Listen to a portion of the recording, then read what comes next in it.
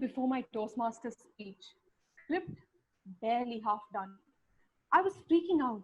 I didn't know what to do. I had spent the past few hours glued to my seat trying to get my creative brain working. I refused to sit in the hall to watch that movie I really wanted to watch and sat rooms away from the hall to avoid any disturbance. A very good evening, Toastmasters. Toastmasters, that day, everything else could wait. I needed to finish this soon. I was lost in the speech and I could hear nothing but the noise my keyboard made as I typed faster than ever.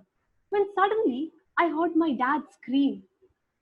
I looked up, trying to wonder what was happening. I realized he was yelling, Sahana, Sahana, Sahana, constantly. Sprinting towards the hall, my heart in my throat, I wondered what it could be. It seemed like he was in desperate need. When I reached the hall, I asked him, what's wrong? He said, can you please give me my mobile? Pointing at a phone that was probably 3 centimeters away. Toastmasters. They say home is our first school. We learn our first lessons at home. We are what we are today because of what our parents teach us. From a very young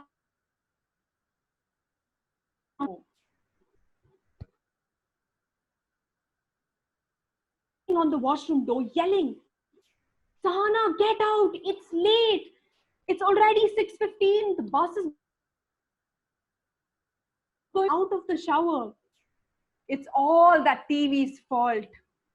You watch TV with your dad all night and then you tell mommy 2 minutes in the morning. She would be so loud that forget my brother or my dad. I don't think our neighbors set alarms either. My mom would just keep annoying me. I would rush out of the washroom to check my watch. It would barely be 5:45. That's not it. She would go on even as I had breakfast at 5:50 saying, Sahana, fast. It's 6:15 already. I would get really annoyed and stop to tell her, at least for the past 5 to 10 minutes, it has been 6:15. She would say, hey, it is 6:15 now. Go check the kitchen clock in the kitchen now. But she is the one who set the alarm clock 25 minutes ahead. And then the classy mom dialogue. So, are you going to argue with your mom now? On the other hand, if I told my dad that I had to reach a party at 6 in the evening, he wouldn't get out of his sofa until 6:15. If I tried to tell him to hurry up, he would ask for that tea or maybe even for that t-shirt that he hasn't seen in ages. All along saying, don't worry, I will get you there in time.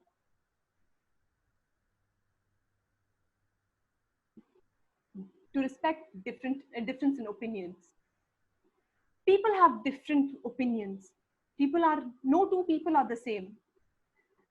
Each of us encounter different experiences, different sets of experiences, and obviously our approach towards life is different. While my mom taught me to reach in time or sometimes even ahead of time to be completely prepared for any situation, my dad taught me that it's not necessarily that I need to stress for every event. Probably sometimes in life, not everything deserves the same importance. Toastmasters, my house had a rule. So my brother and I were in charge of the garbage clearance and clearing the table, which is, so if I cleared the garbage, if I threw the garbage outside the house today, then my brother cleared the table.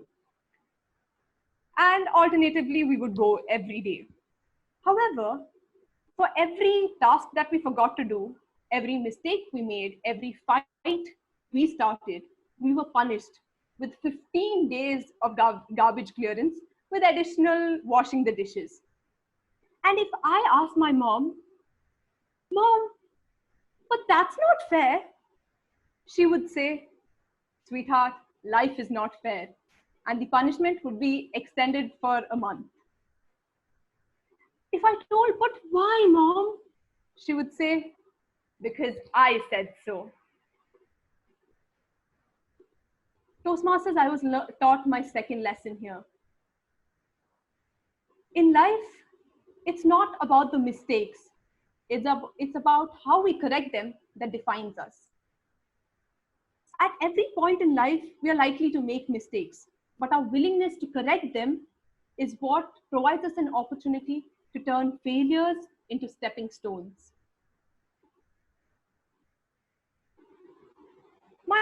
We had another rule in the house. We had to call my dad and ask him for permission before turning the TV on. In fact, we still do it. For some reason, I somehow never managed to convince my dad to let us watch TV.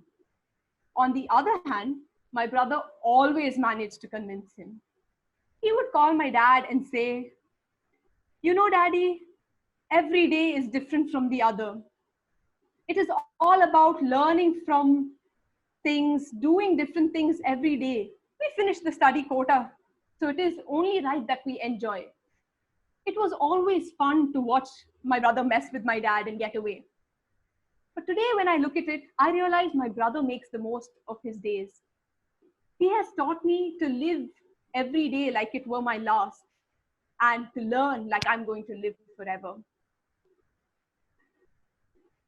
Asking me to get his phone for him, my dad taught me that distance is only a number and it's all in the head. Regardless of whether your goal is close or far, it depends on how you look at it. Today, my dad gets that phone by himself, whether it's 3 centimeters or 3 feet away, to text me or simply shoot me a message to tell me how much he loves me. Toastmasters, life is filled with these tiny things. Many a times we forget to look at those flowers as we walk in the park. Every tiny thing has something to teach us.